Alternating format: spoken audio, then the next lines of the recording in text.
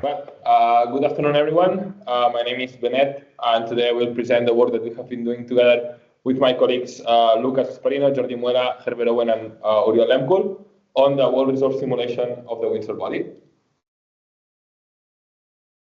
So we met 2 years ago in Barcelona Supercomputing Center for AutoCFD4, and lots of things have changed since then for us.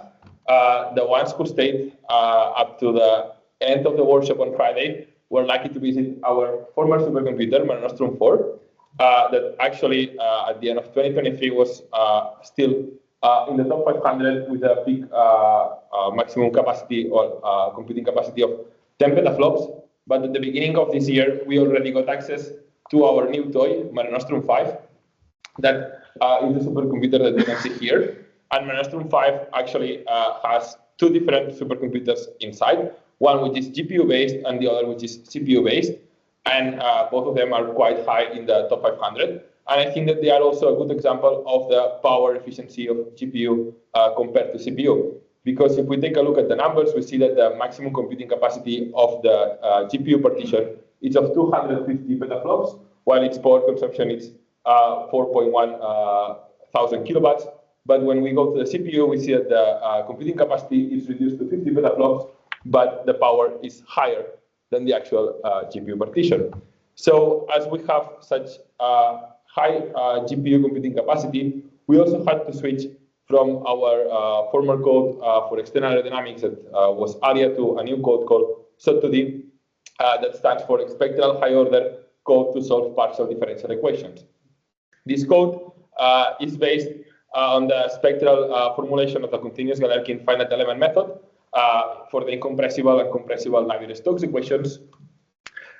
In the high order, we use high order elements following the Lobato-Gauss-Legendre quadrature. So our nodes are not X-spaced. The nodes are shifted towards the edges of the element so that we can avoid the Runge effect on high order interpolations.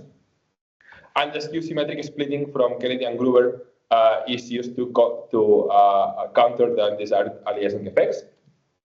And the stabilization of this numerical method is done by a modified version of the entropy viscosity proposed by Germont and co-workers. So basically, the incompressible algorithm of SOT2D is based on a BDF X3 temporal discretization. And in this, in the results presented to this workshop, we have modeled the subgrid scale tensor with the ILSA model. So we have 3 submissions in the workshop. I'm not sure if the last one is on the dashboard, but we have done the same study in the same wind tunnel as the rest ones. And we actually distinguish them because of the different number of degrees of freedom. We went from 100 degrees of freedom to nearly 400, up to 1,400,000,000 degrees of freedom. And the polynomial order of the meshes changed from 4th order in the first one and 6 in the other 2. To create those high order meshes, we relied on ANSA. First, we generated a second order hybrid mesh with tetras and pentas. In ANSA, we used this second order to be able to approximate the surface curvature. And then we split this tetra and penta into hexas using a function that we requested to the people from ANSA. So thank you very much for that, because SOT2D has to work on full hexahedral meshes. And then we populate the elements up to the desired order.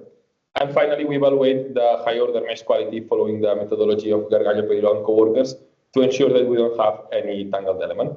If we have any tangled element, then we refine that surface region so that we can remove this tangle. So the first 2 cases are run on the same grid, which follows the same refinement regions as the one presented by the committee, but adapted so that we could mesh it with our methodology. But we have done a pre-order refinement on it.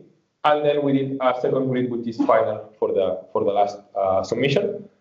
In the first submission, we used the Reinhardt-Wald law with an exchange location in the 5th node, and we didn't use any Wald treatment for the other 2.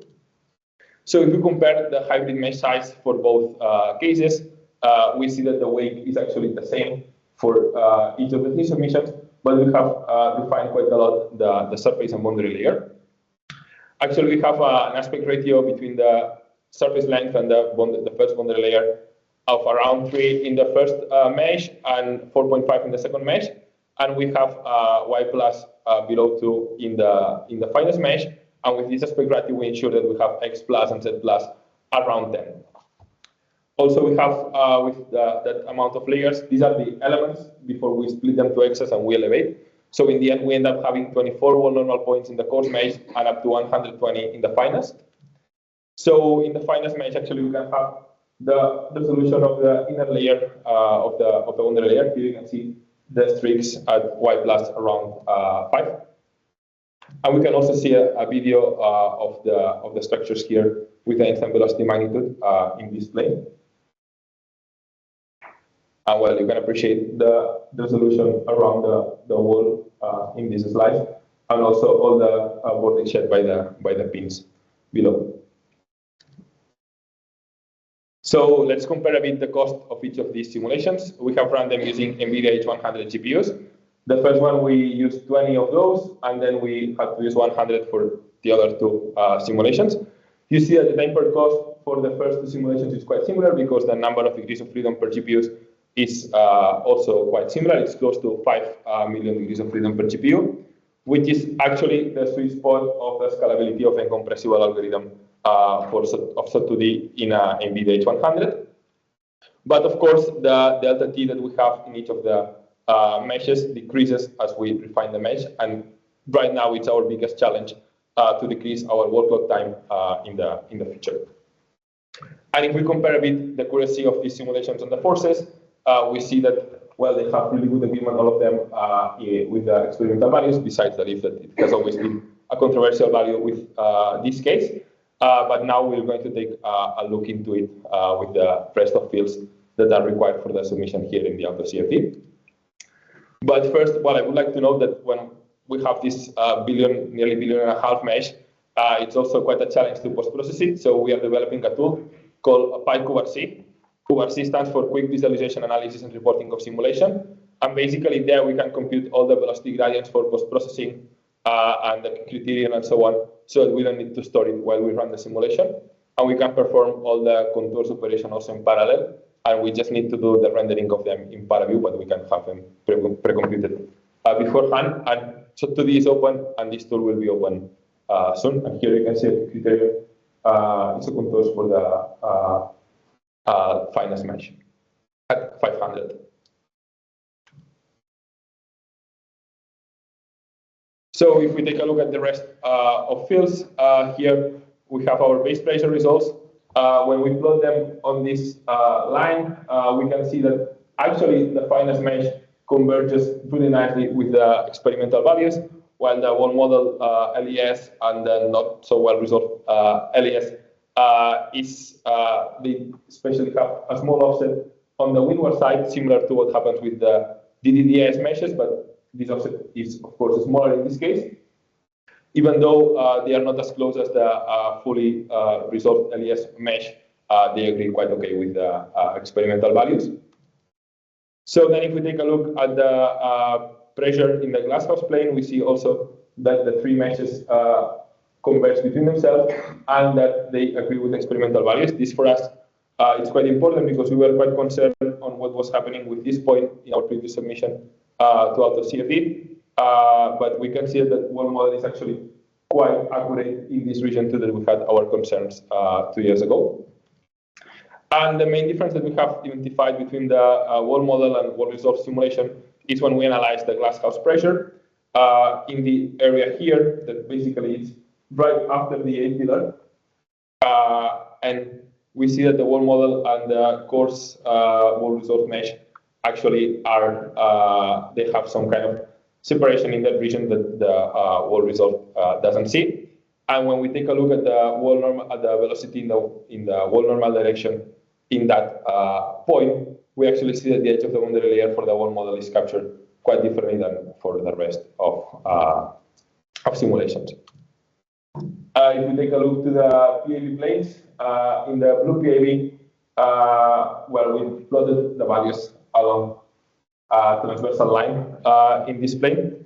Besides the submitting, of course, the full plane, we see that our results converge quite well with experiments, and also this a bit different, that actually as we increase the mesh resolution, they go in the opposite direction than the experimental values. And something similar happens with the cross-stream velocity at this point. But well, the three simulations are actually quite close between themselves. And we also get good agreement with the streamwise and cross-stream root mean square fluctuations.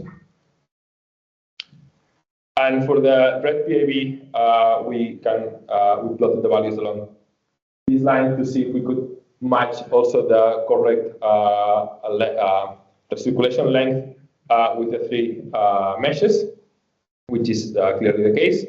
And also for the same happens for the cross-stream velocity. And in the root mean square values, also we have here a bit more of accuracy with the world model one instead of the world result we have. This offset, we ran our simulations for 60 convective pen units. Probably it's not enough to have it fully converged in the root mean square values. And we see also a similar offset with the better resolved meshes in the cross-stream root mean square values. So just to conclude this presentation, well, we see that the world model is accurate, I mean, in terms of all the flow magnitudes when we compare to the world resolved case, even though there are some small differences at some points, but we don't see any change on that. So now our question is, which is the coarsest mesh that we can do with world model LES that still converges to the finest mesh that we have done in this workshop? Also, we will make available this data soon, apart from the dashboard, in the AutoCFD knowledge wiki, together with some world model LES simulations at the angles of 2.5, 5, 7.5, 10, and 12.5 degrees, in a domain that is slightly larger than this one because we saw some blockage effects in the drag force in particular. And well, the aim of this database is to work with AI methods for flow prediction between different yaw-angles also. And well, thank you very much for your attention. And if you have any questions, I'll be really happy to answer them.